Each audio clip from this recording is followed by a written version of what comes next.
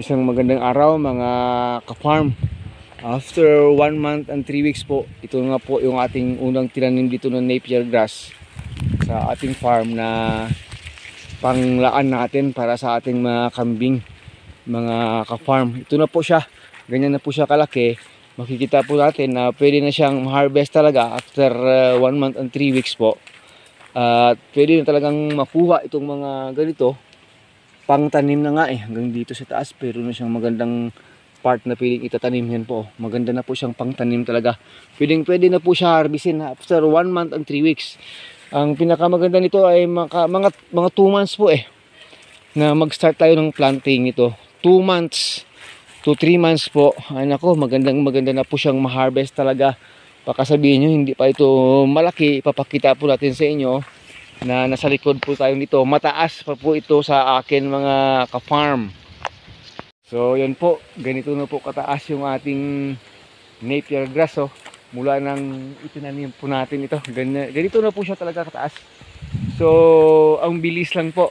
Yung gagawin natin ngayong hapon siguro ay kukuha tayo ng mga masyadong na mataas dito, yung talagang pwede na po matanim yung puno niya.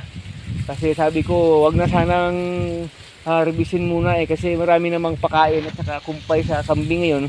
Pero yung hinahabol po kasi natin yung time na tawag doon, mai-transfer po ito sila doon sa ilalim pa yung iba, para po syempre pagdating po ng tawag doon ng summertime, marami nang tumutubo kasi malapad po yung pagtataniman natin dito. So habang may time po tayong makapag-transfer niyan, umpisahan na po natin para po hindi po tayo magahol sa oras pagdating po ng araw.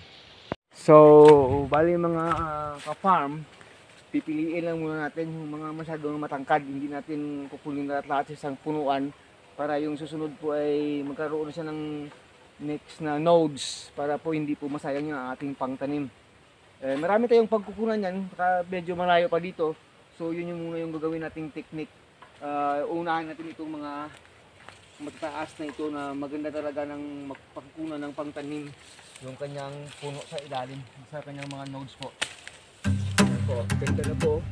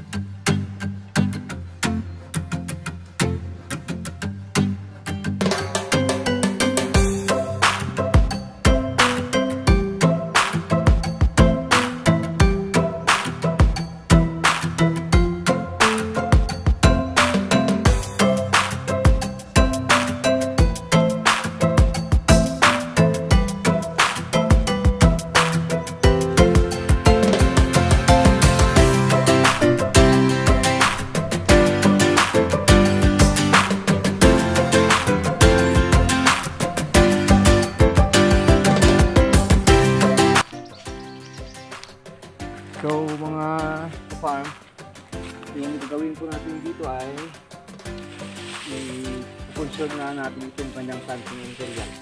Yung mga daon sa taas, gawin na lang natin pangkumpay sa ating kambing. Magtatanim po tayo ay maglalaan po tayo ng 2 nodes. Yan daw yung pinakamagandang technique Dalawang nodes lang okay ng pangtanim at saka pahalang po yung pagtanim natin ito. Ganito po, dalawang nodes lang. Okay na siya talaga. Pwede nang gawing pang planting material na maganda na po talaga. Yan po siya, oh. Ganda oh. Ayan, pwede matagpuan 3, 4 na, pwede eh. Kaya pag magiging nodes po, matutubo na po yan. Matutubo na po siya. Itong remaining pang kumpay natin sa planting. Dito naman yan. So kasi natumba ito. Pag ito nangyari natumba, maraming ang tanim. Separate lang natin sa agad. Ayan po. Meron ng ugat. Ako, mabilis yung ito ang pabuhay. Pero ang nodes na okay na ito. Ganyan na. Ewan ko lang kung kita ninyo. Ito. Ito yung gagawin natin. Dalawang nodes. Ito pwede pa ito. Ito, pangkumpay. The next day ay pwede na po itong pangtanim the next day. Pag ganito po yung itsura niya. Pagtataniman sila tayo din sa ilalim. Yan. Yan pang isa lang. Maikli siya eh. Dito pang isa lang. Wow. Ganda to. Mayroon ng mga fruits. Mas maganda. Wow. Ganda ng pang tanim. Talaga.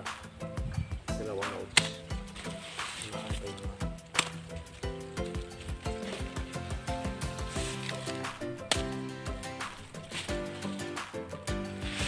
Napansin ko po mga ka-farm, ganitong klase talaga ng puno ng napier yung pinakamabilis po siya mapabuhay, mapatubo compare po dun sa mga talagang matanda na o may edad na ng mga puno.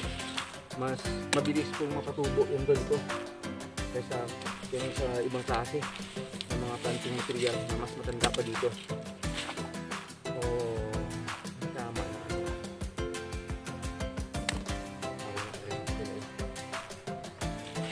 Kaya na rin ang experience na kaibigan natin ng ganito daw ng mga edad.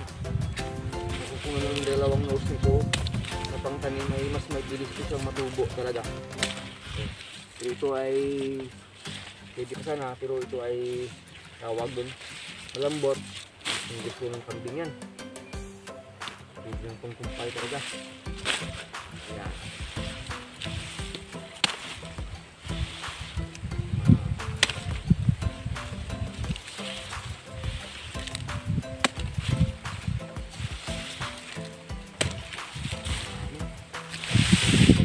Ito ay hindi po magkatagal. Marami tayong pagtataniman dito sa bundok. Aim po natin halos mapuno itong area nito dito. Hindi man napuno, okay lang. Pero yun po aim natin. Kung makapagtanim ng maraming napier grass dito, preparation na po talaga sa summer time. Kasi na experience na natin ang hirap pag kulang tayo ng pagkain sa kambing. During summer times, ang hirap po maganap ng pagkain sa kanila. Pero pag ganito, mayroon tayong maraming stocks ng napier, ay walang problema po. Secure po yung magiging pagkain natin sa ating mga kambing pagdating po ng ulan.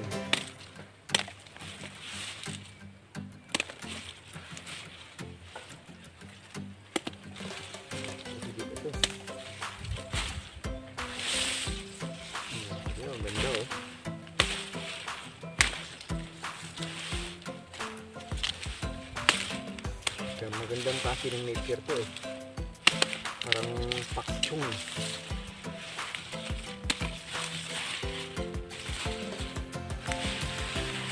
Ayan. Ito yung buhay dito sa bukid, sa bundok, sa probinsya. Sipag lang kailangan. Hindi ko tamad-tamad ka dito. Hindi ka mabubuhay.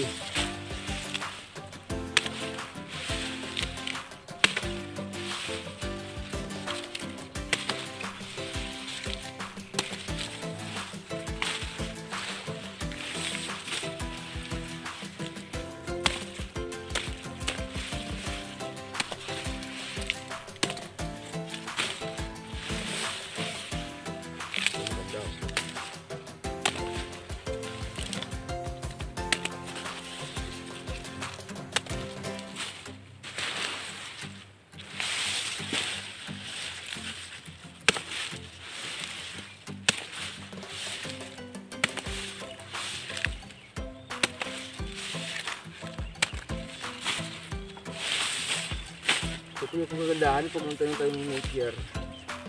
Tapos malinis yung pagtatanim na natin at sa mataba yung lupa. Ang bilis lang po talaga mapalaki yung napier grass natin. Bilis lang po talaga. Ang ganda pa naman kasi ito, malaki yung puno, saka malambot po siya. Kaya gusto ng kambing ganito.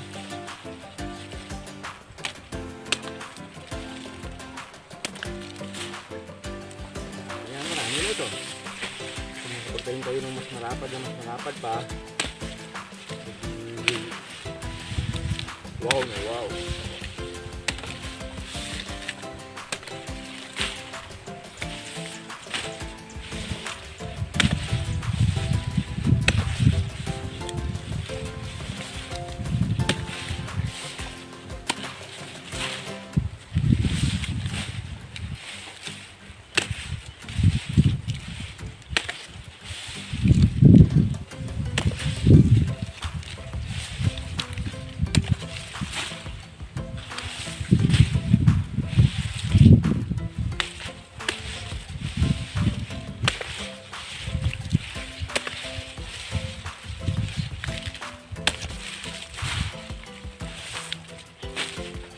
Pangos na ako, tubo na ako. Wala pa siya talaga tubo.